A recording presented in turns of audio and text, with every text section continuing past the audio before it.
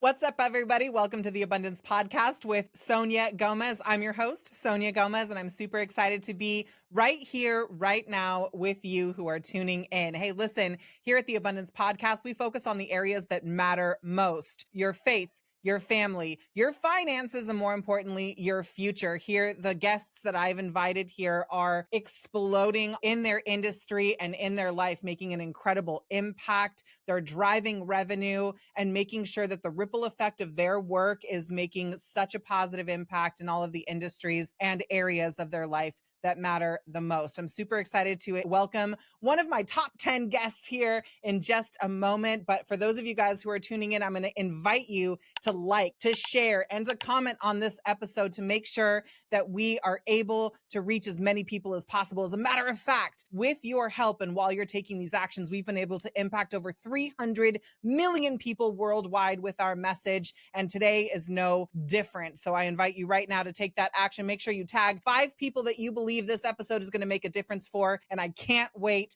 to introduce you to my guest. My guest today is Brian Nichols, host of the Brian Nichols Show, a podcast and YouTube channel focused on providing libertarian candidates with proven sales, marketing, and communication strategies. On the show, Brian teaches the fundamentals of sales and marketing and how they can be applied to business and politics. His goal is to help listeners meet people where they are on issues that they care about, rather than just winning arguments. With over 775 episodes featuring economists, CEOs, and more, each show educates and informs. Some of the main topics covered on the show include sales, marketing, libertarianism, news, and current events. Brian's approach is to teach better communication and advocacy for liberty-based solutions in order to help change the world. And if you know anything about us, we are passionate about people and projects that are changing and transforming the planet. Brian is motivated by his passion for politics and desire to use media platforms to communicate with a large audience. He started the show in 2018 to bridge the background in radio with his interest in libertarian politics. When he's not recording episodes, Brian enjoys football, lifting weights, spending time with his family, and watching shows like The Office. He lives in Newcastle, Indiana with his wife and daughter. Brian also serves as the National Sales Development Manager for an AI-powered cloud contact center provider. We're going to dive into all of the goods and some of the nots together here on this episode, guys. Help me welcome Brian Nichols. What's good, Brian? How's it going?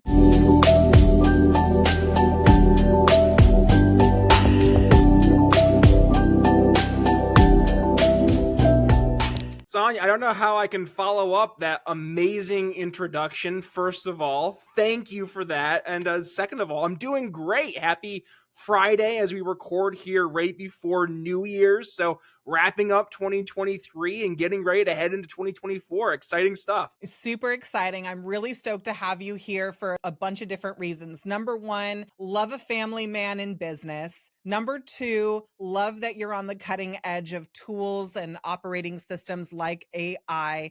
We use that in our business, so we'll dive into that here in a moment. Really excited to hear about the impact that your podcast is making. You know, I didn't mention in your introduction, you're reaching over 50,000 people a month right now with your episodes, and I was one of your lucky guests on your show. So we're going to dive into how to leverage media to make a bigger impact in your business as well.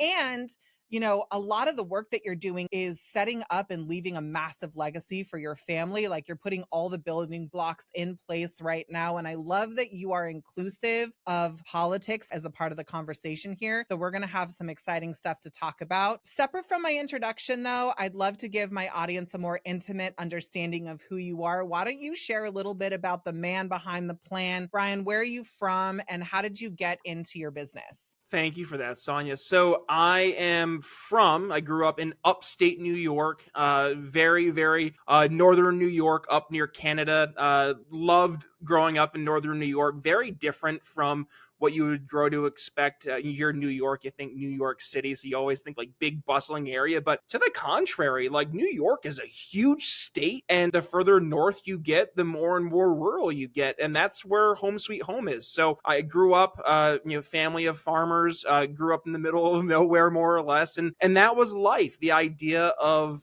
being able to not just rely on your family, but rely on your local community. That was like a crucial part of my foundation in terms of my upbringing. And then fast forward to where I am today. So as you mentioned, I live in Newcastle, Indiana, a nice little small town here in the eastern side of the state. And moving out here was not by accident. It was entirely by choice, namely because prior to the move, I spent about 7 years living in Philadelphia, Pennsylvania. And Sonia, as you mentioned there in your intro, this little something happened around 2020. I forget what was it, some COVID something, I forget. But then when that happened, I watched. It was nothing, just an economic shutdown.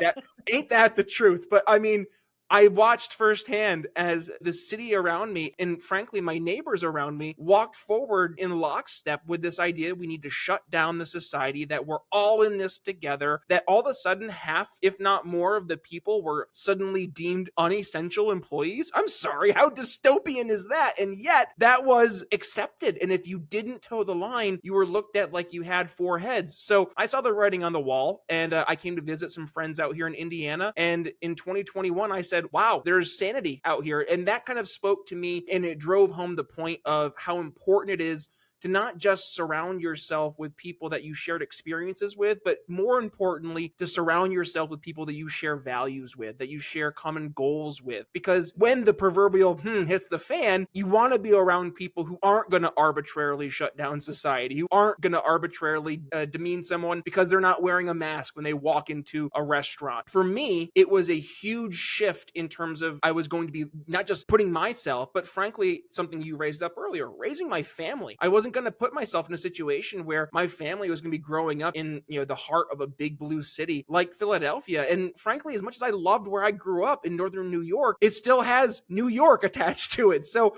from a financial standpoint, the state itself isn't really a great place to start a family. So finding a place not just happens to be a red state, but also happens to have a lot more people who share my values, who share my goals, that's been huge for me. And not only as a dad, as a father, as a husband, but also as a business owner. Not just my day job, but I have my own business that I run, and I help small businesses with cybersecurity threats. And for me, that was something that I wanted to be able to bring to a local community that otherwise maybe those services aren't really brought forward. And believe it or not, cybersecurity doesn't care if you're a large company like Target or a small mom and pop shop. They'll target you, no pun intended, with the exact same intensity. So that's a little bit about me, Sonia. I'm really looking forward to digging into more today. So wherever you want to go, let's have some fun. We about to go. We about to get in there. So, okay. We're 2 feet in right now. So here's the thing that runs crazy for me is that two things I promised myself I would never discuss because my grandmother's still alive and she beat it into me as a small child. You never talk about religion or politics. And somehow it is the way that we were made to feel afraid that has brought people closer to their faith. So we've moved from fear into faith. I'm seeing this progression happening, and churches were one of the places that were closed down. I'm not Christian. I don't have this quote unquote global brand that I wear for my spirituality or my connection to God or my creator. I resonate in many ways with the message of God that can be found written in many scriptures. However, I was raised with Native American Indians. My father is a Catholic man from Argentina in the Pampas of Argentina and is a bien gaucho. My mother is a Greek Orthodox from, her family is all Greek, and they met inside of a ceremony with Native American tribes. And so I've been raised fully immersed in this culture that we, the people, together we are stronger than when we are apart. And so to see such a significant divide when it came to our God-given right to decide how we want to care for ourselves and our loved ones, where we want to live and why we want to live there, the people that we want to congregate with, whether it's in worship or in celebration, in recreation, or for our employment. Many of these areas of our life that just seemed, regular, mundane, made us feel normal in our daily lives were completely disrupted. Some became more important than others. Some would completely disappear. disappeared. Some have been replaced by the use of artificial intelligence and computers. It's just so fascinating to see the evolution of humanity and how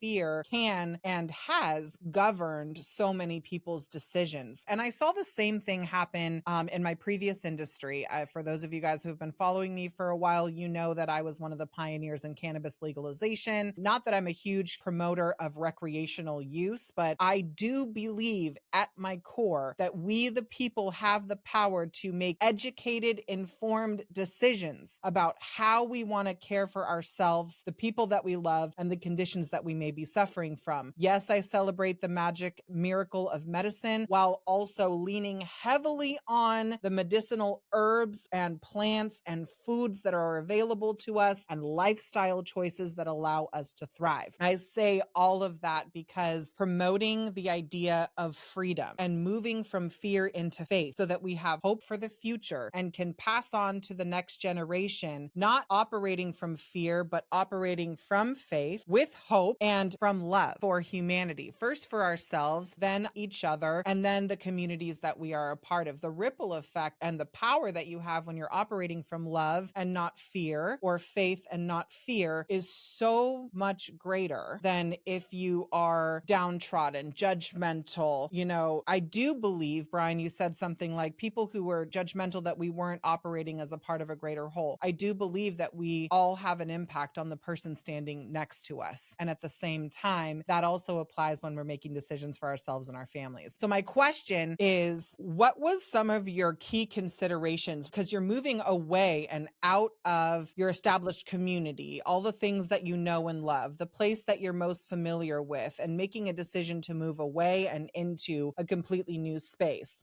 You talked a little bit about your key motivators, but what have you found to be the positive effect of your demographic change and the negative effects of your demographic change, if any? Yeah, let's start with the negative. I think the elephant in the room is that I'm away from family now. I have a 9-month-old, and my in-laws are in Northeast Pennsylvania. My family is up in Northern New York. So 13 hours, 10 hours, somewhere give or take between how far the grandparents are from the kiddo. And that's tough, right? Being able to have that family environment and not really be able to share that with my parents and with my in-laws, it is tough. So not having that support structure has absolutely been the hardest thing. But with that all being said, the positives far have, and I want to say outweighed the negatives, is just in terms of the positives themselves, they have been so eye-opening. So for example, living in Philadelphia for 7 years and the almost understanding and expectation that random acts of violence were the norm. And then moving to a place like Newcastle, Indiana, and having that be the complete opposite. Like now feeling that my wife can go out and go for a walk with my 9-month-old daughter in the stroller, and I'm not sitting at the office constantly wondering what worst case scenario could happen. Now, is that to say that, all bad things go away? Of course not. But in terms of the context and how it's going to impact or could impact myself and my family, it's dramatically changed. I mean, I remember going to sleep at night with my wife in Philadelphia playing the game Gunshots or Fireworks. That's not a fun game that people like to play, but I was playing that game every single night, it seemed. And that's not a way not only to not to live, but to raise a family. So going back to something that you raised up earlier, Sonia, you talk about fear and you talk about, going away from fear, and you're starting to see it more towards an idea of faith and love. As a salesperson, I'm saying, Sonia, you must have been paying attention to some of my sales trainings, because I talk about what are the two most emotionally driving factors when it comes to somebody making a buying decision. And those two factors are, ready, fear and love. How about that? So when we put that into consideration and we know that fear and love are motivators for making a buying decision, you can be darn certain that there are folks that are in our world or trying to leverage those factors. Now, which one actually is able to more easily be weaponized? Fear, of course, because when you get people afraid, they go into the tribal mindset. They're going to start thinking not so much with the logical reason side of their brain, but that emotional fight or flight instinct side of their brain. So we see the powers that be. Look at your state governments, look at your local governments during COVID. We all saw this firsthand. Fear was the main tool that was used when it was cracking down on COVID mandate. And they were talking about what? Well, if you go and you have more than 7 people at your Thanksgiving table, then Aunt Susie's, she's going to get COVID and die. Or, oh, if you're a restaurant and you have 14 people in that restaurant, but as soon as that 15th person walks in, you're going to all of a sudden have everybody in there susceptible to get COVID. Or you go to a bar and you can sit at the bar bar, but only if you get chicken wings or some type of food to sit there. That keeps COVID away, right? So there was fear. Fear was used to try and put forth all of these draconian laws. And people bought a lot of these laws hook, line, and sinker because they were afraid. Because when you aren't in a situation to have all the information to make an educated decision, your gut reaction is in fact to go towards those experts, air quotes on experts, or those powers that be, who are telling you what you should be afraid of or not afraid of. And when they're screaming, be afraid, you have the CDC saying, be afraid. They're saying, keep your kids home from school. How long? I don't know. We'll see. 2 weeks to slow the spread, 2 months, 2 years. We'll figure it out. They didn't figure it out, Sonia. And that's the problem, is that fear is never used as a tool to make a good buying decision. If you are being cornered by a used car salesman who's trying to say, if you don't buy this car today, I don't know, it might be gone tomorrow. I might sell it off the lot. You're not going to be inclined to make a good buying decision. You're being pressured. So what I'm going to more likely do in that situation, I'm going to say, all right, buddy, I'll see you later. I'm going to go somewhere else. And unfortunately, when we're citizens under a government, we don't have that choice. Now, the best choice I had was to move out of Philadelphia to Indiana, right? That was the choice I was able to make. But there are millions of folks out there, Sonia, and I'm sure you saw this. They don't have that choice. They don't have the luxury of being able to pick up their entire life and migrate halfway across the country. And I understand that that's a reality that I was able to take advantage of. But the fact that there's others out there, that's why I'm so passionate to talk about the things that you said, your grandma rightfully back in the day said you probably shouldn't talk about, because it doesn't really create friends. But what I think we're seeing now is it's not so much about creating friends as it is about speaking truth. And by the very nature of speaking truth and calling things out for what they are, so that means, yes, saying that a boy is a boy and a girl is a girl, and saying that forcing a experimental drug on all of America because reasons, maybe that's not a good idea because everybody has different medical history. That's okay to say the truth. And there are people who are going to be pissed off that we say the truth, but there are also people who are seeing us speak the truth and they're saying, man, yep, I've been thinking that for a long time. I've been wanting to say that and I've been afraid to. We are now giving them permission to speak the truth. And if anything, like right now, in the past 5 years, especially for those folks, I mean, Sonia, you were out fighting the good fight for the legalization of cannabis. If you were in the world of the COVID lockdowns and you're trying to fight back against that, I mean, it was tough. The slings and arrows, they hurt. I lost dear friendships. I've lost groomsmen from my wedding will not talk to me because I didn't trust the science, that I wanted to kill grandma, right? And that's something I have to, carry forward. You must not care. Exactly. But that's something that I have to deal with, right? And that sucks. But I know that in my doing that, there was 10 other people who saw me stand up to what was right. And they're like, you know what? Yeah, that's right. I'm going to do that too. And the more people that start to speak out, the more it gives us an army behind us that will not necessarily be vocally advocating for us, but they'll be silently supporting us. And we need to do our part in speaking truth so we can incentivize those people to stand up and then to start speaking out. Because then once we all start speaking out, you can't silence all those voices. You can't unhear what's been heard. And that's why we need to have these conversations, Sonia. Yeah, I 100% agree. And this is where the line was kind of drawn for me, is I never thought politics, religion was always something that was happening out there. It never infiltrated or passed my door. But when we started to be uninvited which, by the way, I'm going to just say this, before COVID made it cool, we chose to live a lifestyle that kept us out and away from town, that kept us living on and with the land, that prevented us from vaccinating our children. All 4 of our kids have had religious exemptions from vaccinations since they were born. We didn't do vitamin K shots and serum in the eyes and blah, blah, blah. They were born at home with a midwife. And this was all part of what we did. But we never superimposed our position or our choices on anybody else because they were our choices, not somebody else's. When this lockdown live and happened, let live, right? That live and let live mentality. Your body, your choice. Like whatever you do, I'm in full support. Are you healthy? Are you happy? That was the criteria. Do you have what you need? Do you have what you want? Those were the criterias for me. And I could find acceptance and love for others, whatever their choices were. It doesn't make any difference to me. I want the same opportunity though. And so none of these ever became a question. My integrity wasn't put into question. The type of person that I was or my belief system as a whole people assume something about me because of my medical choices. These things stopped making sense. I'll never forget the day that we were planning a Christmas celebration with family, and the family is very close. My husband's side of the family pulls together huge and amazing, really thoughtful and very generous, holiday celebrations. And every 5 years is like a family reunion where the entire group comes together. We were disinvited. We were not welcome to join. And not only that, but our children were given criteria that they somehow would also be excluded if they did not make the choice to get vaccinated. And these decisions were made from the matriarchs of our family, and our children were made to choose to listen to them or to listen to us. And this is where our family personally experienced what the nation ended up suffering from, which was a very clear, decisive line. Instead of creating unity, we were divided. And now united we stood, divided we stand.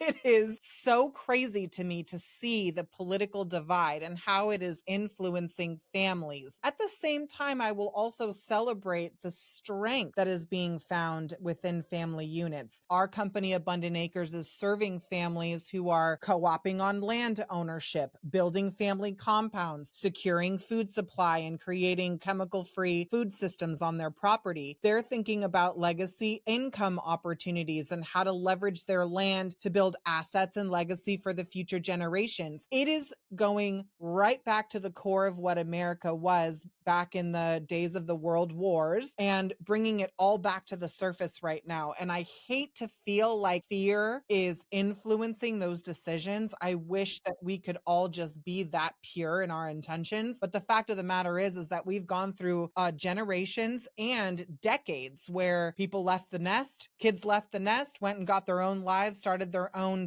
careers. Now we're seeing everything come back to the center nucleus. And it's something to celebrate, but also I feel a little bit sad about it. As a business owner, me and my husband were just talking about this. He hasn't worked for somebody in 30 years. If I had to submit a resume to somebody, it would be like head bitch in charge for the for the last 20 years. Not to say that I haven't worked with and for other organizations, but I have owned my own business, which gives me a lot of freedom. And I help other people now find their freedom, build their finances, and celebrate their lives because of their business ownerships and the development of their skill sets. One of those areas is in communication. I love this platform because we get to connect and communicate about the topics that we love most. Talk to me about how you are helping change the sales industry with your knowledge and expertise, because selling, the way I understand it and know it, is one of the most important skill sets that you can have.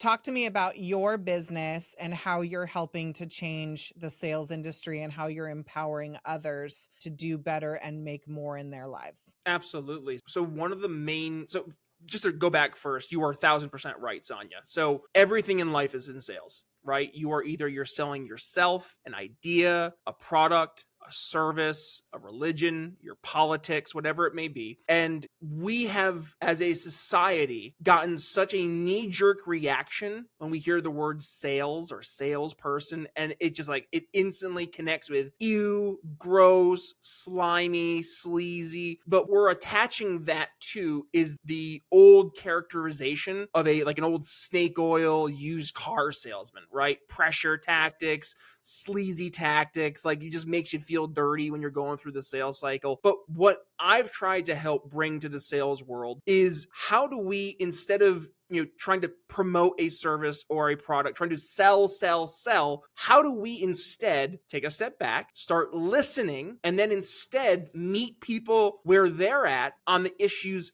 they care about, on the problems they have, and then bring your solution to the table that's addressing those problems, but don't do it in a force feed way. And this is the thing that I coach my SDRs, my outbound sales reps on, is your instinct is to hear somebody say, I have a problem, and you go, I got your answer. Here we go. I can solve your problem right here. That doesn't work. Even though you're probably right, your solution will solve their problem. But the reality is that you haven't done the time that's needed to build that trust with the individual, right? So we hear the old sales adage, people do business with those they know, like, and trust. So they know you. Okay, maybe they like you, but how do you earn that trust? And what I see more often than not, I do this a lot with sales teams. I'll sit on a few of their demos with customers and I just want to listen. I want to hear, how are you pitching your service? And this is what I hear, Sonia, like 9 times out of 10. It starts out beautiful. PowerPoint presentation, starts out with an introduction of the company, their history, when they were founded, when they had some really awesome moments, whether it was a new customer or an acquisition, something like that.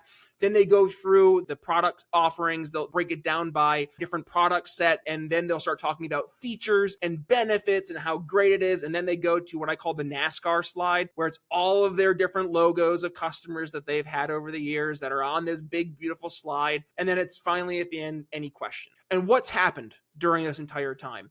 Mr. Sales Guy's up there and he's, going through his PowerPoint. Yeah, he's so happy. Meanwhile, you're right, Sonia, the customer, he's just sitting there, just kind of chill, right? Because nothing has involved the customer. There's nothing that's been brought by the salesperson to understand that customer's situation. So I've tried to merge together. There's all these different sales strategies. There's Sandler, there's Bant, there's Medic. They're all different ways that we do sales. Two of the ways that I like are Socratic selling and CCS, customer-centric selling. And what I have done is I've merged these two sales worlds together, and I call it the elephant in the room approach to sales. And that is, let the person that you're speaking to talk about the elephant in the room. Like, what is that bed bug problem that's keeping them up at night? And as you start to uncover that problem, to continue to let them explain the problem, right? So into the Socratic method, asking questions that don't elicit a yes or no answer, but rather elicit a story. You did this when you asked me the question here, tell me more about, right? Versus, Brian, are you good at sales? Yes or no? And you want there not to be a period at the end of their one-word response, but rather yes, comma, and then to go into a story and to give you more of that context. That's going to allow us to do, Sonia, is much like when you're sitting down with folks and you're walking through how to help change the way that they're bringing, food options and food sovereignty to their homesteads, is you want to understand how they got to where they are. You want to understand the different threats that are out there in the environment that could possibly stop them from having success. But also you want to hear, what are those drivers? What are the things that they're looking to accomplish? And with that, then paint a picture for your solution that will best fit what they're looking to accomplish. Because what you heard at the beginning as the problem they identify, your solution might answer it, but as you uncover more and more and you peel back layers of the onion of their actual problem, you might find that your problem maybe addresses a part of this, but maybe they need a lot more. Maybe they need outside resources that you can bring in, or to the flip side, maybe they don't actually have a problem, right? I've had that many times where I've had a customer I've been working with. I am like, hey, listen, I want to help you, but I don't think I can. And here's why: because your goals don't align with where I can help. Right? I can help you accomplish, if they want to get better at sales, I can do sales coaching. But if they're looking to, I want to, improve my SEO and I want to improve my website, like I can help do messaging and stuff, but I'm not going to be able to, that's not what I do. I don't help you improve your SEO. I can offer suggestions, but that's not my skill set. So they might think, yeah, I need more sales. And in their head, that they just need to talk to a sales guy, like a sales coach. But in my learning of what they identify as sales coaching, and they're talking about SEO stuff, I'm like, I'm out. I'm sorry, it's not where I can help. And that's okay, because people appreciate when you're able to be transparent. And going back to this whole elephant in the room thing, I mean, the one thing I loathe, despise about so many sales folks is that they give other sales folks a bad name. So they are always leading with preconceived notions. You can always feel that they're trying to push to the end of the sale. We call it commission breath, where you can feel the person's like, they just want the deal, right? They're trying to bend over backwards, like, hey, you want me to give you a free month, or hey, you want me to get rid of the onboarding costs, or the one-time fees. Like, they'll do anything to get that paperwork signed. And as a customer, like, it just feels so sleazy, because you're like, okay, well, what else are you doing behind the scenes to get this forward that's not in my best interest? Because what we're talking about right now, I mean, yeah, you're trying to frame it in my best interest, but who's it actually for? It's for you, the salesperson. So in this elephant in the room approach, I like to preach everybody, they're tuned into this one radio station, Sonia, and everybody loves this radio station. It's the number one preset at everybody's car radio. It's WIIFM. What's in it for me, right? And that is how we have to, when we're going into sales, approach the conversation. Understand everybody's tuned into that radio station and they want to know what is in it for them. So when we're talking about how do we get, deals over the finish line and stuff like that, stop talking about us, start talking about the customer, what actually matters to them, meet them where they're at on the issues they actually care about versus what we think they should care about or we want them to care about because we think that would help us get an easier sale. It's not how it's done, and you're going to push more customers away if you go that route. Did I answer your question? I hope I did. Totally answers the question. One of the things that was the most fascinating evolution for me in my business was when I moved from one-to-one to one-to-many sales. So I'm going to do the host thing. Tell me more about that because I want to hear how that impacted things. Yeah, for sure. When you're selling one-to-one, there's somehow this pressure that's put on you as the salesperson and them as the buyer. Like some sort of exchange has to happen. And if it's not done perfectly, nothing's going to move. And then you're criticized by your work that's being done from a one-to-one salesperson rather than the impact that you're able to make as an overall performance thing, right? And if you get somebody like me, I'm high energy, big personality, I know how to capture the attention of the people that I want to speak to. I know how to keep them highly engaged. I can tell a great fucking story and make an invitation for somebody to work with me once we're finished. As a matter of fact, if you do the first things right, if you know how to capture and connect, the conversion is just sort of a natural byproduct of that authentic connection that's being cultivated. Yes. Right.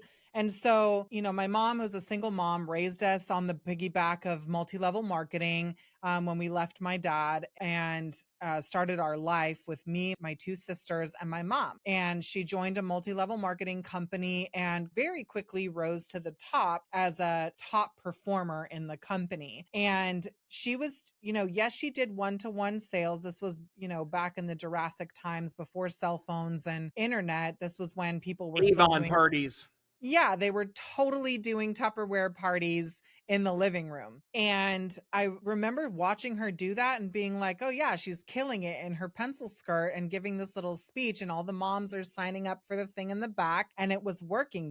She did one-to-many sales so that when I was going through a professional transition, didn't go to college. I'm not formally trained in anything. In my early 20s, my husband wanted to figure out how to make money on the internet marketing back in the early 2010s, right? And you guys don't judge us. That's when the cool people were doing stuff. So two things I knew for sure when I entered into this business opportunity. Number one, I wasn't going to sell pill bottles for $20 a piece and make $9 a bottle and be on auto ship for $97 a month in order to maintain my business status. The second thing I knew was high ticket was the way to go. That's how to make the most money. And I'll make a commission off of a $10,000 product, not a $10 product. So I went for high ticket and lo and behold, we figured out getting the right people into the room and I sold one-to-many. Now, the thing that I'm sorry, could you give an example of like what that looked like? Yeah. So the product was a mastermind and I didn't know what the hell a mastermind was back at 2014, 13. It was a new term for me and for the industry as a whole, but the mastermind essentially was a gathering of high level people who are high producers, people who had the physical and financial results that I wanted, all gathering in some exotic hotel in some exotic country, someplace for, 3 to 5 days, talking about how to grow your business and how you can too. And essentially what I was selling was a 1-year membership to attend this series of masterminds every 3 months.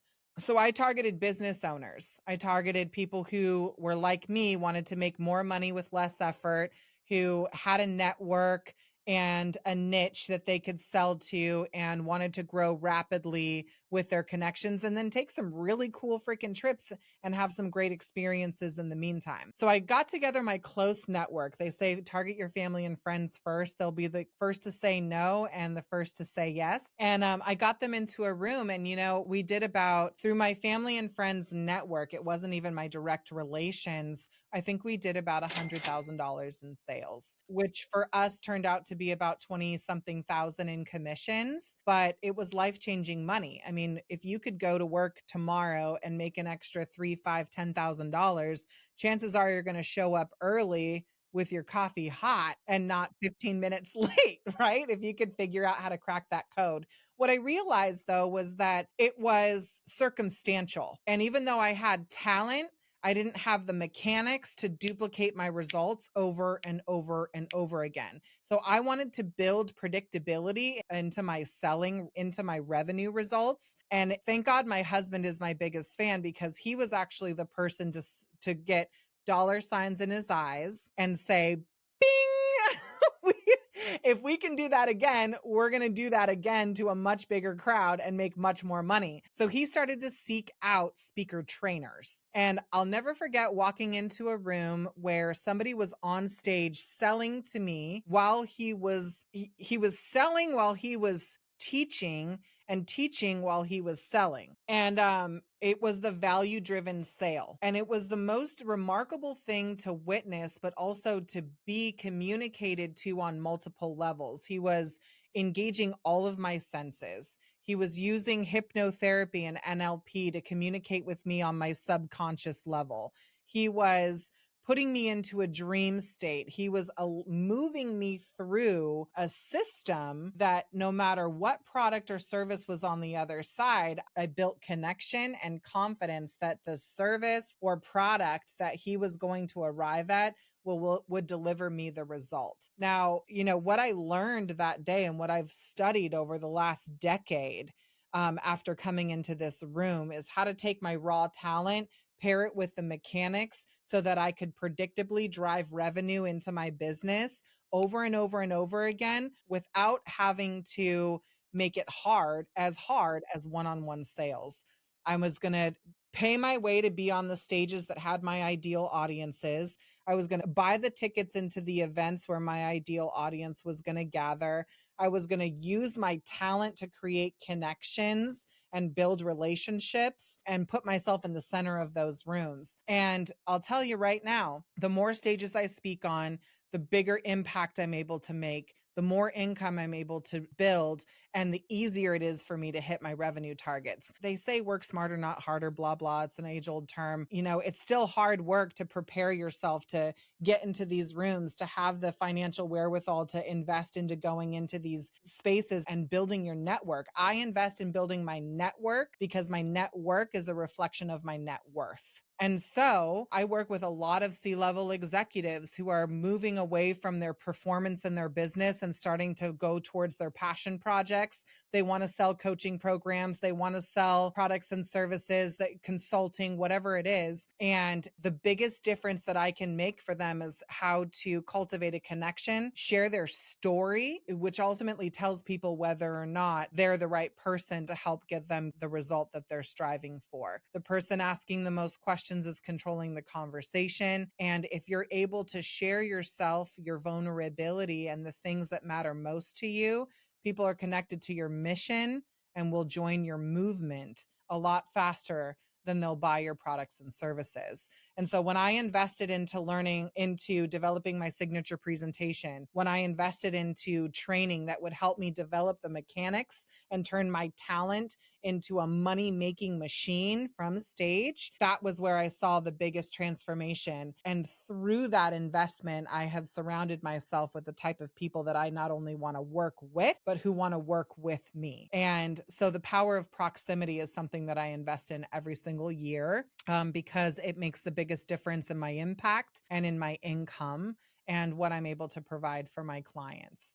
So that's pretty remarkable. And I resonate really deeply with all the things that you say, because there is an elephant in the room. Somebody is always selling you something. And my speaker coach, Mr. Dave Van Hoos, sat me down and made me watch political conversations. He made me watch political debates. He made me watch Obama speak. It was so funny. I became a bestseller the same year that Trump was running for office, and he made me watch Trump footage of how he communicated and pointed out NLP, neuro-linguistic programming. He pointed out all these different sales tactics and strategies that were being used on the general public to move them towards their vote. What are you selling? The vote. You're selling your political position. You're selling your new plan, your new project, your new initiatives. So every single day and in every single way, sales is a part of your life. Whether you're selling yourself or an idea or a product or a service, it doesn't matter. The way that you are able to connect and communicate transforms the progress and potential that you have in your life. I love these conversations to talk about it. And we're going to have some really high level folks coming on who are neck and neck with you, Brian, and the impact that they're making. I mean, it is nothing to slouch at. By the way, people would give their left foot right now because attention is everything. Gary Vee said attention is everything. You get 50,000 people a month on your media listening to your podcast, which means that you have a message and a mission that people are resonating with right now. Talk to me a little bit about how you started the Brian Nichols Show. What was your key motivator? Like, what was your aha moment that said, I have to do this right now, and this is what I'm setting out to do? Talk to me about how it started. So before I answer that, I just want to say, like, for anybody who's looking to start a business, clip that last segment because Sonia just gave you a masterclass to bring back a word that she used there earlier. But no, so Sonia, going into my show, so let's kind of rewind. So I was a traditional neocon Republican. I grew up in that kind of environment my entire life. Family super involved in politics, rah, George Bush, Ronald Reagan is right up there with the Holy Trinity. Just add him, makes a diamond. You got Ronald Reagan at the bottom point.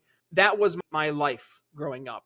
And I don't know what it was in particular, but there was just kind of this moment where in the world of sales, like, you help people hear things for the first time that they can't unhear. You help people see things for the first time they can't unsee. And I think the moment for me that I couldn't unsee something in the political realm, it was 2007, technically. It was Ron Paul on the debate stage with Rudy Giuliani and a few others. I forget who else. But long story short, Ron Paul is the only candidate on that stage 7 years after 9/11, mind you, saying maybe the reason that we were attacked on 9/11 is because we've been overseas since the 1940s in the Middle East, disrupting literally everything over there. And the CIA actually has a term called blowback. And he brings this up on stage. And it was John McCain. That's right. John McCain, Rudy Giuliani, they're all on stage saying, Mr. Paul needs to rescind those statements. And I'm watching this at home. And I remember just kind of having that moment where you're like, he's right, though. I know that they're all mad on stage and the audience of donors is booing, but he's right. And that moment of just, you can't unsee that. Like, it turns the page to a new chapter. And for me, that was starting to dig more into who the heck is this guy? Who's this Ron Paul guy? And as I started to learn more about Ron Paul, his son Rand Paul, the ideas of Austrian economics and greater ideas that are presented by small L libertarianism, I found that a lot of the ideas that I had embraced as a Republican weren't actually Republican. It just was taken by the Republicans and better marketed. But what I actually believed in was liberty, was libertarianism. And for a moment there, I started to drift more into the Libertarian Party. And I did this for a number of years, trying to really help them get better as a party. Because elephant in the room for the LP is that they were more or less a glorified social club. They're the third largest political party, but there was no political wins or skins on the wall to look back to and say, like, yep, there's our success. I mean, Sonia, you mentioned it earlier. What's the point of a politician going out and politicking? To earn votes, right? That's the idea of a political party. And yet the big L Libertarian Party, they were going out and trying to win hearts and minds. that's okay. I want you to win hearts and minds, but that's not your job. The winning hearts and minds part should be done beforehand. Politics is downstream of culture. The late, great Andrew Breitbart taught us that. And if the Libertarian Party wants to have electoral success politically, then that means that there needs to be some cultural things that change as well. So understanding that, I started my show in 2018. And I did a top 40 radio show back in college. Love doing radio. It's one of my favorite mediums. You have such a good voice for radio. Which is funny because even though I'm not Jewish, I have a nasally Jewish voice. So I thank you. I appreciate that. But like when I found about podcasting as a medium to articulate, which normally on the great channels like CBS and NBC, everybody's favorites, right? You hear a very convoluted, difficult to break down in a soundbite discussion, ultimately broken down into sound bites. So I wanted to be able to take that and do it long form. I mean, I know other podcasts existed, but I was like, this is an area that I think, make some changes and actually get people on board with not big L Libertarian Party, but little L Libertarianism. And I went through, like, I was all about preaching libertarianism. I felt like a pastor on Sundays. I'm out there preaching the good word. And I felt really good, right? Like, because my numbers were increasing. And what I found was it's because I was talking to a lot of people who wanted to feel that they were pretty, right? They wanted to be told I was pretty. And there's a bunch of libertarians listening. And I was like, this is great. But then my numbers kind of plateaued. And I realized, we have capped at this number of libertarians actively listening to my show. So normally what that would be, for a libertarian hearing that, they'd say, oh my God, that means I have to be more libertarian. I have to get, even more focused on libertarian issues, and they'll like niche down even more. What I heard, and maybe this is the business owner in me, I heard white space. I'm saying there's a big area missing right now to talk about culturally changing the way we do things by the solutions we bring to the table based on the very real problems that we identify. So can we be more effective at actually selling the ideas of liberty by changing the way we address the problems? So what my show ended up doing, and Sonia, your episode just aired here back this past week, is having folks like you on the show who you are bringing a solution. In this case, Abundant Acres. And we talked about, our food being poisoned. We talked about the political and the corporate impact on the quality of food that we have, or the lack thereof, right? So we're addressing a very real problem, and we're bringing a solution to the table. And what was the best part about the solution that you brought to the table, Sonia? It's that it doesn't require government to pass a law. It requires people, pardon my language, to give a shit. So when we are able to start bringing people like you, I've had literally hundreds of folks on my program who are bringing solutions to the table that are solving problems that we see out in our world today. And all the solutions that we're presenting mean you don't have to have government saying yes or no. Anybody can just take the action and move forward with it. So for the past 4 or 5 years, my show has taken 4 years really, has taken a hard approach at not trying to win arguments, but how do we win ideas, win converts, and trying to be that cultural arm of not necessarily the big L Libertarian Party, but the greater sentiment of how do we get libertarianism beyond it being an idea that a few really passionate people care about, but help more folks understand the importance of it, not just politically speaking, but also how it impacts us as an average everyday citizen in our daily lives, right? You mentioned you want to live your life. So, basically the don't hurt people, don't take people's stuff approach to living life. You know what? I like that idea so much, Sonia. I got a bumper sticker that says it because I believe in it, right? But that only works. The ideas of don't hurt people and don't take people's stuff. This only works when everybody's on board. Because if you have just one person who's like, maybe I want to hurt people and take their stuff, right? Well, then as the people who are saying no, we have to have a means to say to that person and to stop that person from doing what? Hurting others and taking their stuff. So in order to get to that point, more people have to be on board with the sentiment. So we get people on board with the sentiment, not by preaching the ism that is libertarianism, by throwing more books at people and saying, this will help educate you, average ignorant person. You just have to read another book. But rather, if we can address core issues that are impacting people in their real lives right now, now and the solutions just happen to be libertarian, okay, that's a win for me, because now I, as a salesperson, going back to my example right before, it's not the NASCAR logo, but I do have case studies, right? I can now refer back to the real implications of a libertarian solution taking action. Now, as libertarians, we have a huge case study that I'm really excited to see what happens down in Argentina with the election of Javier Milei. I'm very curious to see where this goes, because this is the first time ever that a big L libertarian has become the president of anywhere. So the fact that's happened now, like what happens thereafter is very interesting, because it's like, you know, the dog that caught the car. It's like, well, now what? I caught the car. I never thought I'd get this far.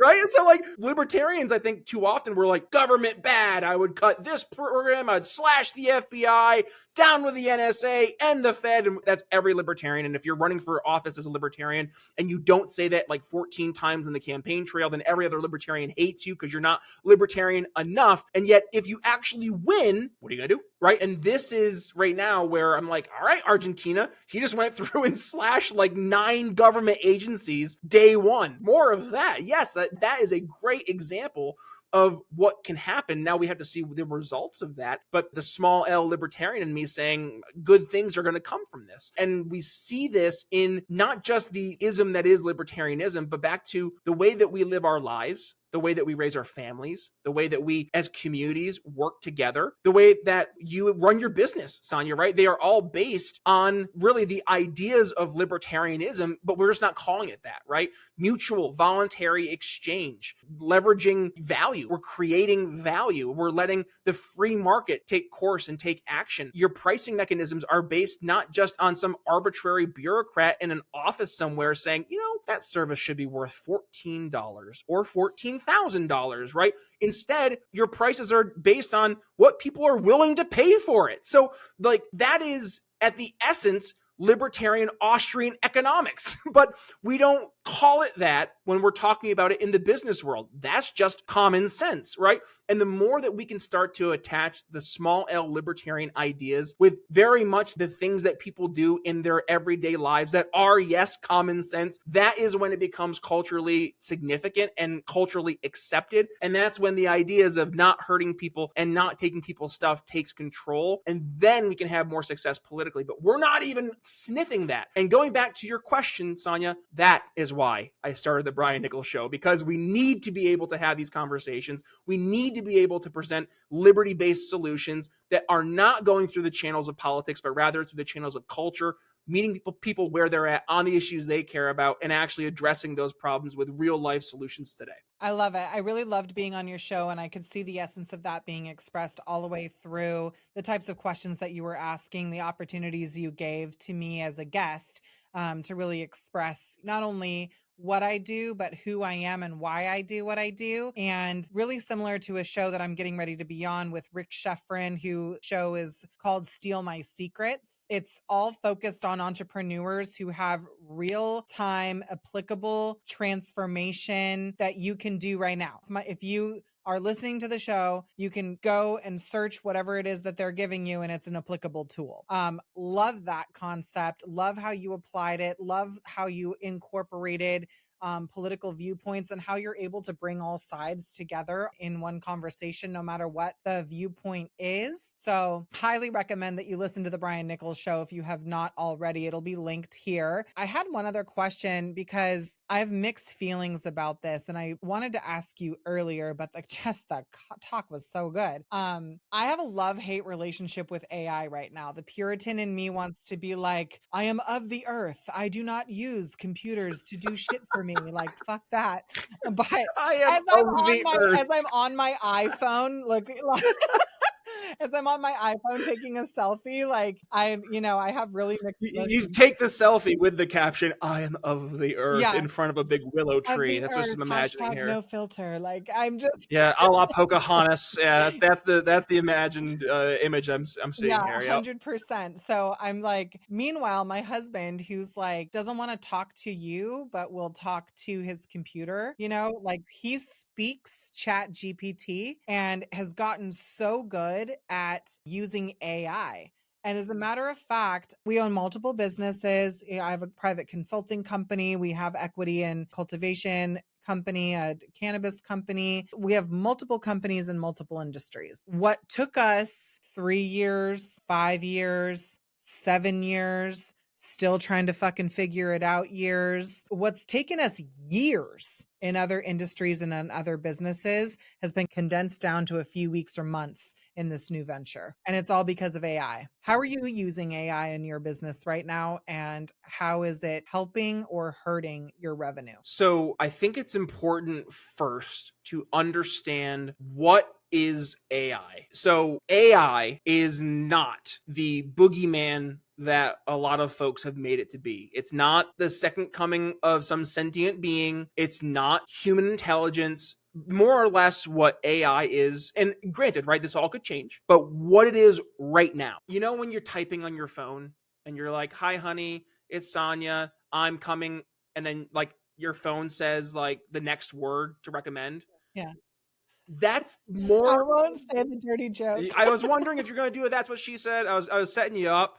Yeah. Okay. Well, Go ahead. Go ahead. I was giving you the white It's not space. that.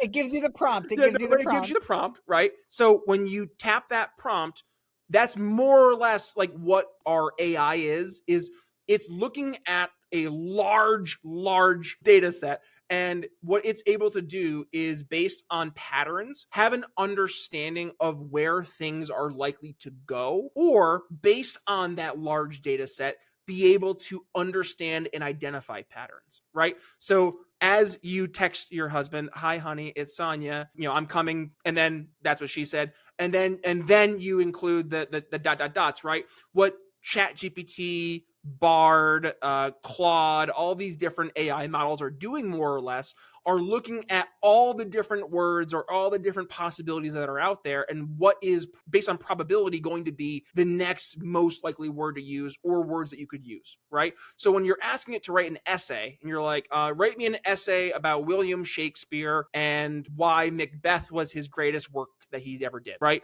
What it's going to do is source all of the data that it has collected, right? And this is why we have so many of these legal cases right now. I think the New York Times just brought a case against OpenAI because they're saying that ChatGPT referenced hundreds of thousands of New York Times pages to learn and grow its model upon. But why that's important from an AI standpoint is because that's the data set that it is then going to reference when it's writing that Macbeth Shakespeare paper, right? It's going to go through, and based on the understanding of all that data that it has collected, how to best verbalize that thought. And that's why sometimes ChatGPT can give you a really goofy answer, and you're like, where the fuck did that come from? Like that. I get the goofy answers. My husband gets all the rock star answers. And that's because, so what your husband's doing is he's prompt engineering the right questions to get the most accurate answers. He's earned it, right? And in this case, it's 100% the AI prompts, because what he's able to do, it's like, imagine you have a fishing net, right? And it's a great fishing net, passed down generation to generation. The problem is that this fishing net was used to catch larger fish. So the holes in the net are maybe a little bit too big. So as you're scooping the net through the water, all the fish are just flying right through. You might catch one here and there, and that's what's happening with your prompts. Your prompts are too generic, the net's too big.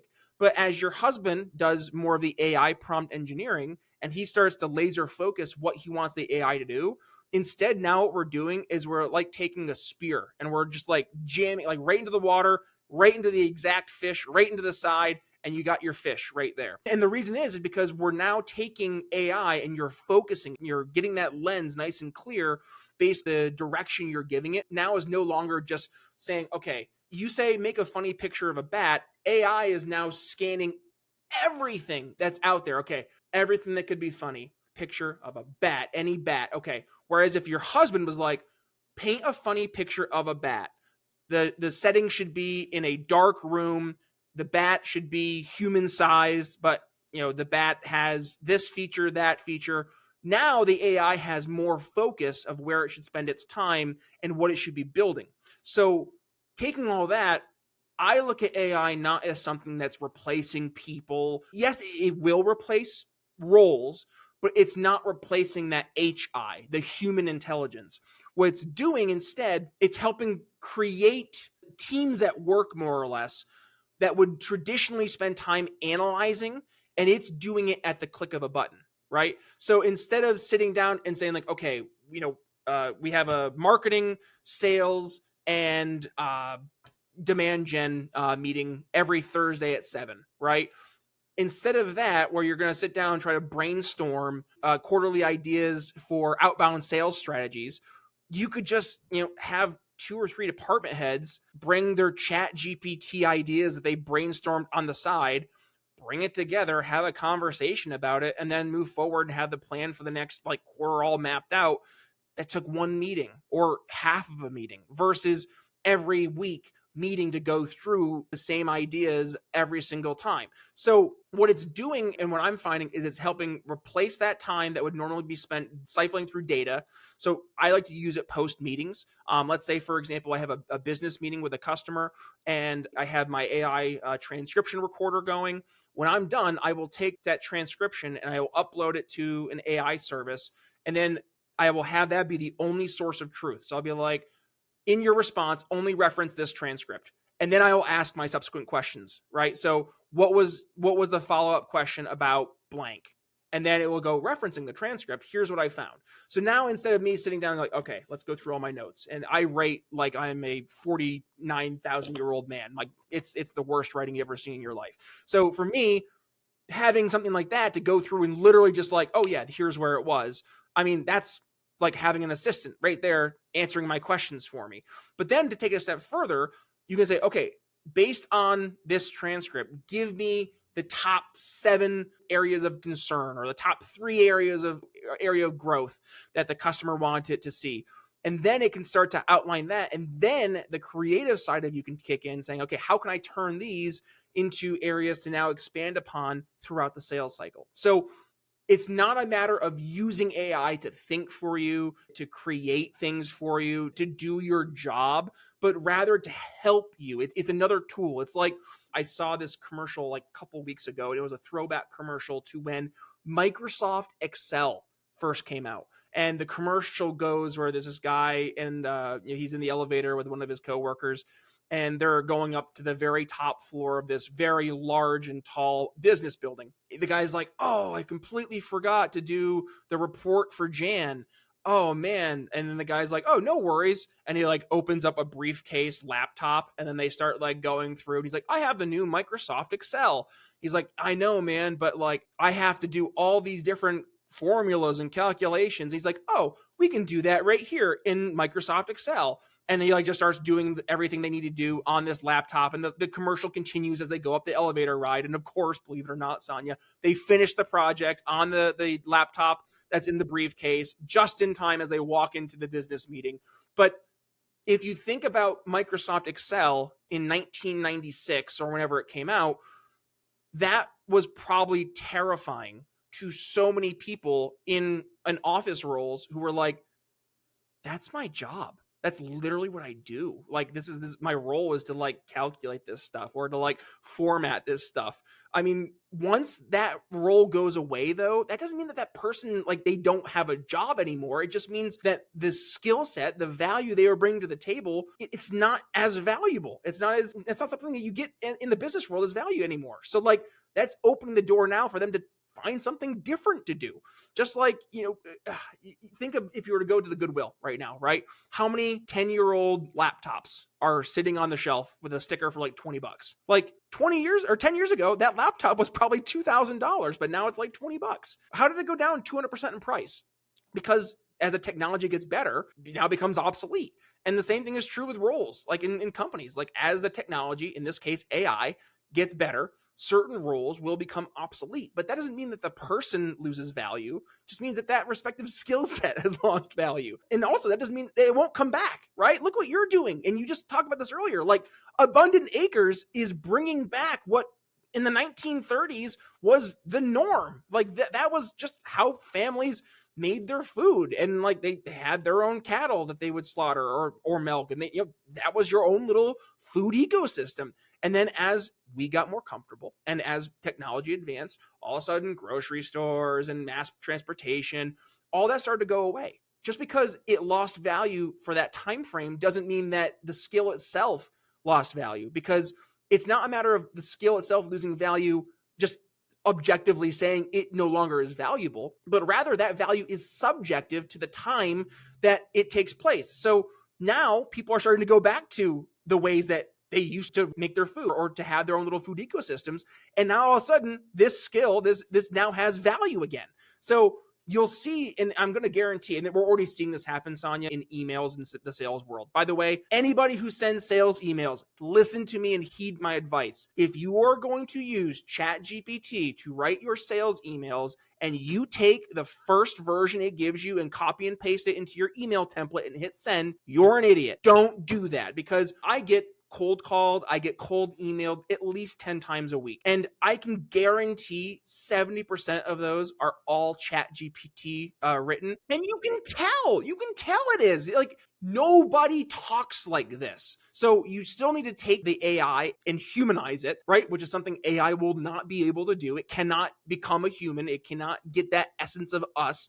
It can try its darndest, but it's not going to get there. So humanize your emails. And that's going to open the door for people who are going to be like, yeah, this is bullshit, right? Like, here, I'm going to teach you how to write an email when everybody else is writing AI. And guess what? All of a sudden, copywriting skills will become sexy again. And all of a sudden, everybody will be like, well, everybody else is out there writing fake AI copyright emails. I'm going to show you how to actually do it. And that will become a valued service. Give it 10 years, but I guarantee there's going to be a rush of people wanting to learn how to actually write an effective email, because ChatGPT poisons their brain of how to write an email. And then all of a sudden they have no idea what the heck they're doing when they actually sit down to write an email, and we no longer have email or ChatGPT or whatever. Maybe it gets nuked, something like that. That's going to be a skill that's comes back. So I hope that answered your question. I kind of went off on a monologue there. I apologize. No, that's okay. That's wicked response. And I think it's important because a lot of people don't understand what it is, and the people who do are, rocking it.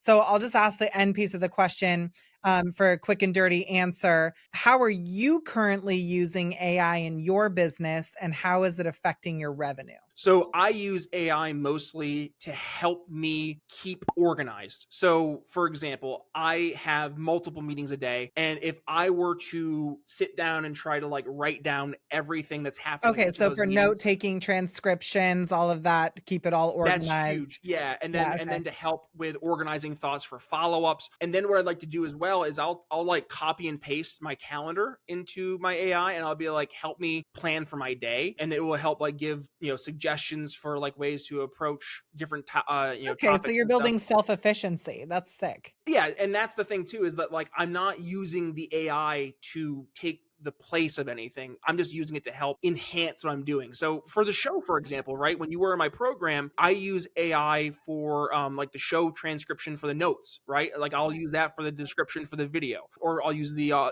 transcription for my AI service for the transcription of the notes, or the CC for the YouTube video, stuff like that. So it has absolutely helped my revenue. Yeah, so you get to buy back your time, build efficiency into your plan and execution. That's dope. I love that. I'm a new dad too. Like, spending time with my daughter, that time is invaluable. So the time it gives me back to spend time with my daughter is huge. So that's another absolute win. Yeah, we're using AI in a lot of different ways. I say we, my husband, who does all of the back end tech stuff, he uses AI for all kinds of things. And it's actually helped us to organize and structure our offer, how we're able to deliver things at scale, how we're able to streamline the efficiency of delivery for our clients. It's offered us incredible frameworks for fundraising or applications, or, all the different things that if we're having to go through a significant learning curve, learning the ins and outs of a new environment that we're building in or consulting in, it really cuts the curve in so many ways. And with the more people that, I wish I would have had this when I was running my podcast and publishing platform for the cannabis industry. And I look back now, wow, how many people could I have impacted if we had a tool like AI back then? Because we started our publishing company for cannabis back in 2017, 16, something like that. And we organically grew an audience of over 1 million people and impacted over 300 million worldwide with our content. And just on, it's just amazing that we were able to do that. Total blessing. And I highly believe that it was because we hit the market ahead of the wave and rode that shit all the way to the beach. And so Similar thing is happening now where there's a movement going towards sovereignty, self-sustainability, being self-contained, self-maintained, self-empowerment. This whole mission and movement towards freedom and a reignition of the importance of legacy.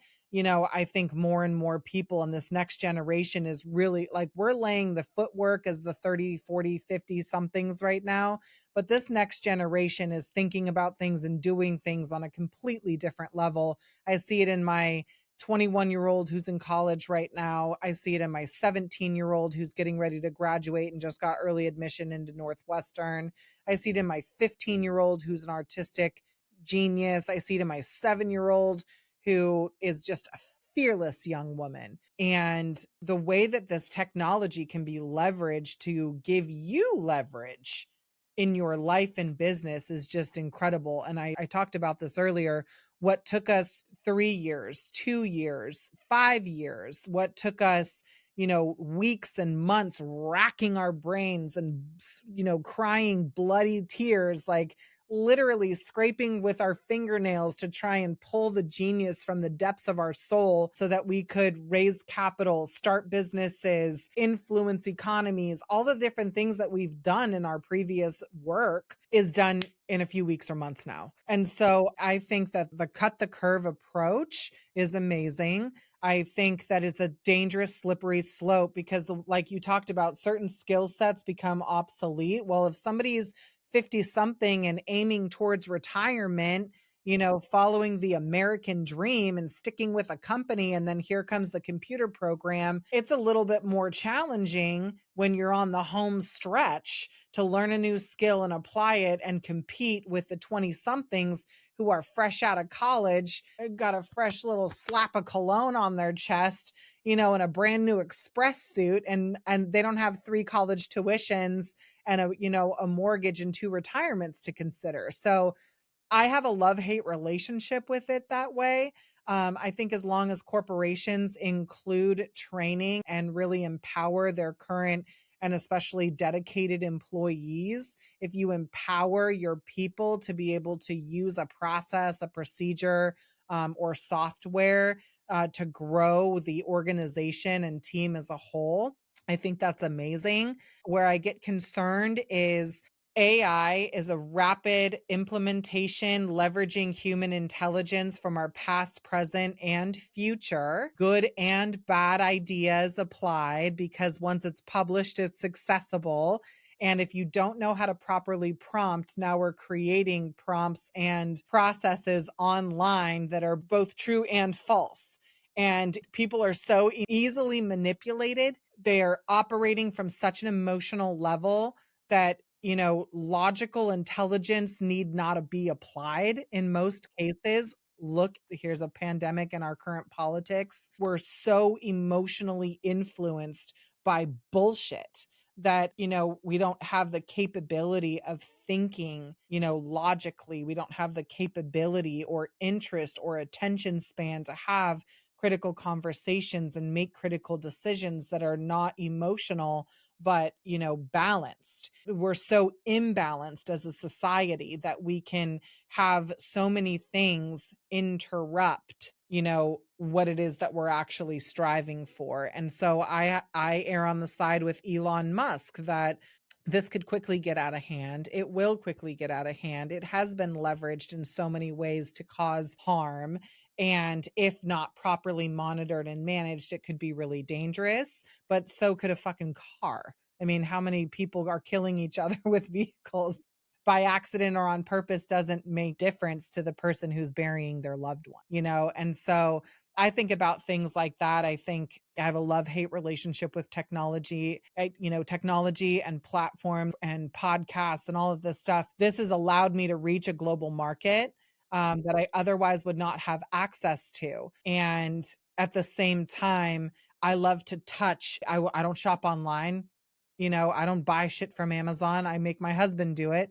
I feel badly. I don't I want to touch it. I want to feel it. I want to see it. I want to smell it. I want to know it. I'm that kind of consumer. I'm that type of relationship. I'm that friend. I want to be in your face. There's no escaping me type. So I have a love-hate relationship with it, but I think it gives us a lot of leverage in our life and in our business when used properly.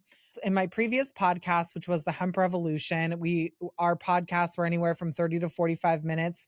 We are in our first 10 episodes, and every recording has gone over 1 hour because there's just so much to talk about. We are inching in towards that mile marker right here. So let me ask you, Brian, so what's a big takeaway from our conversation today and what you think people need to know walking away from today's episode? That the world is full of excuses.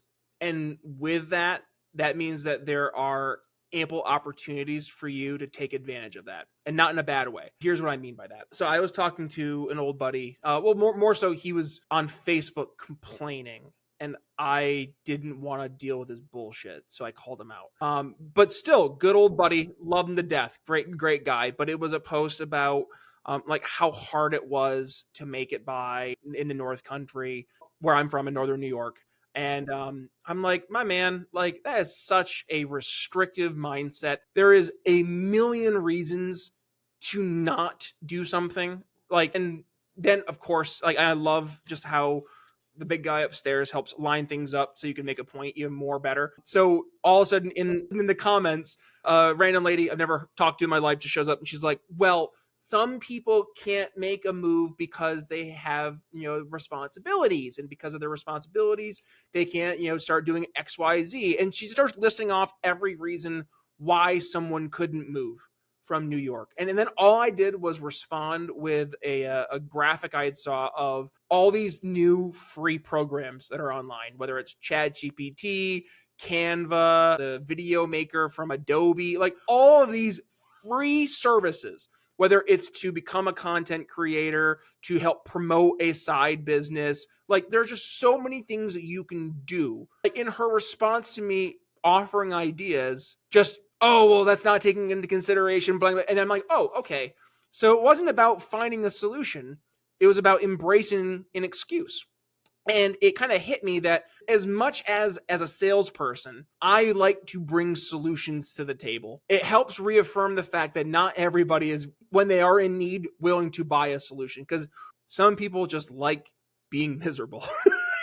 And as the expression goes, misery loves company. So of course, they're going to embrace every excuse and then subsequently preach every excuse to others because, well, you don't need to, change the way that you live your life because I didn't.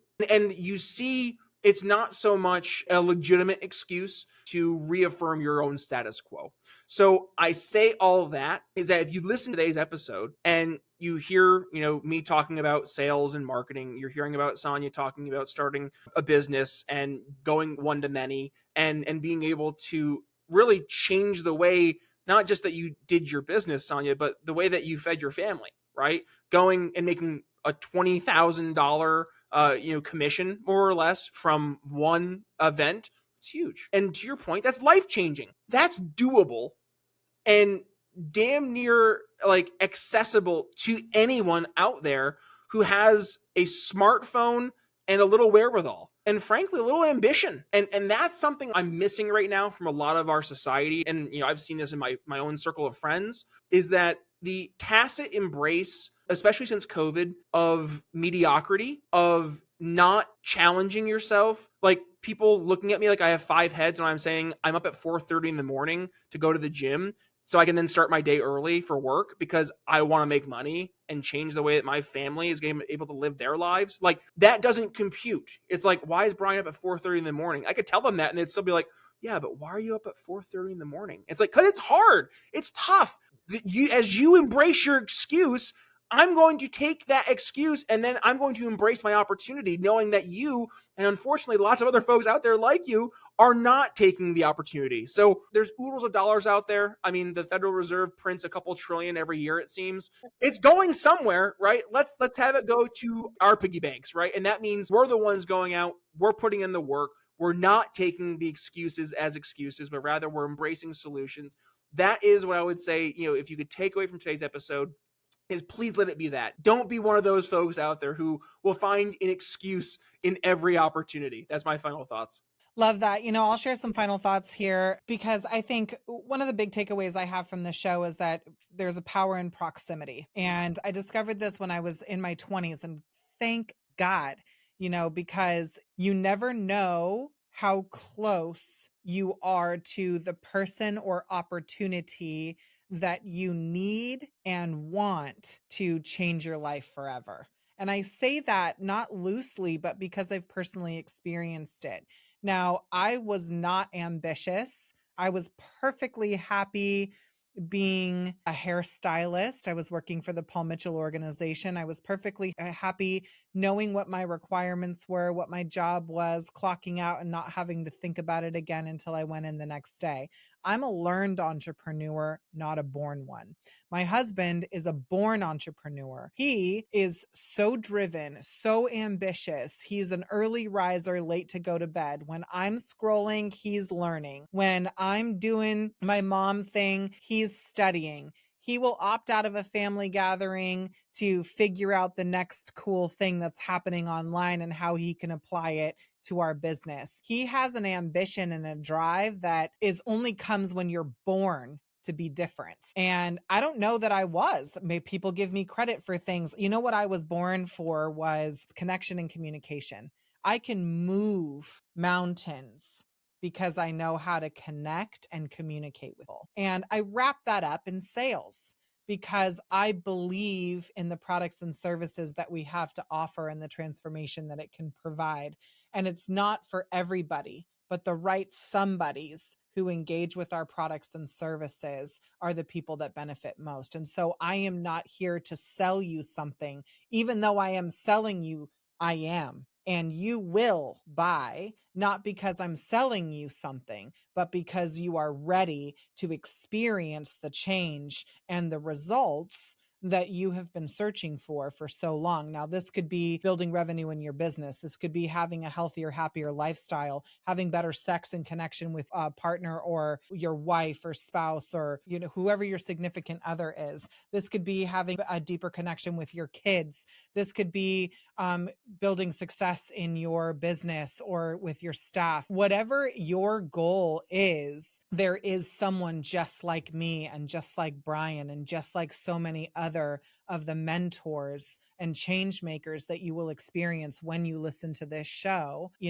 There are people out there. You can pay your way to accelerate your success and your path to learning. And so if I can offer you one piece of business is to stand for something, because if you don't stand for something, you will stand for anything. And this is the big, big problem that I'm recognizing, is that people are afraid, or have in the past been afraid, to take a stance, to own their position, to be passionate, and to be progressive in the way that they pursue their passion. Create a mission, even if it's only inside of yourself. When you approach your mission, search for your purpose, do it with passion. Match your talent and develop the mechanics and skill necessary to achieve. Whether you get up at 4 a.m. or go to sleep at 4 a.m. doesn't make a difference to me. Your flow is your flow. Your genius is your genius. I expect you to operate in excellence and drown out the mediocrity, because there's way more opportunity to be mediocre than there is to be excellent. But I'll tell you right now, the tools, the technology, the strategies, the tactics, all of the things that are being made available to you with one click of a button, one push of your thumb on your phone, is either dumbing you down or lifting you up. And you have to choose what you're investing into. Your money can be replenished 100 times over. Your time can never be bought back.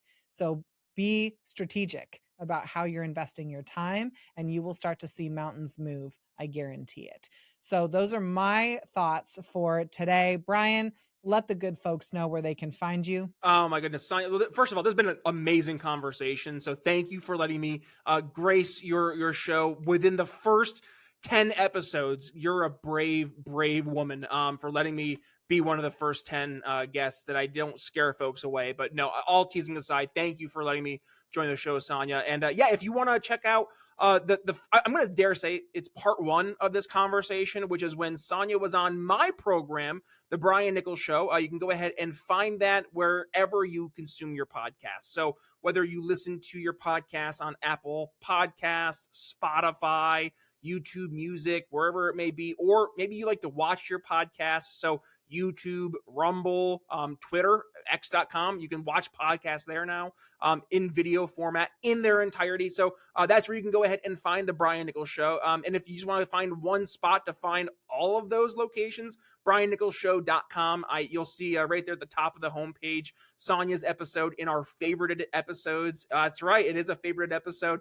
And the topic was, is our food failing us? And I think we kind of dig into the story and have a resounding yes as the conclusion, but a lot more uncovered there. And with that, I have, as Sonia mentioned, over 775 episodes, actually creeping up on episode 800 coming here into the new year. So yeah, really excited there. And with that, we have folks from all walks of life, whether they are economists, elected officials, entrepreneurs, executives, thought leaders, whatever it may be. What we're looking for are folks who are bringing solutions to the table that address the very real problems that we see in our world today, overtly outside of the political infrastructure. How do we do that? Well, we're going to go through and we're going to talk to these business owners, talk about the challenges, talk about the solutions they're bringing to the table, and how we can implement them, again, without government. And that's the most key part. And yes, while I am a small L libertarian, I do like to support big L libertarians where I can.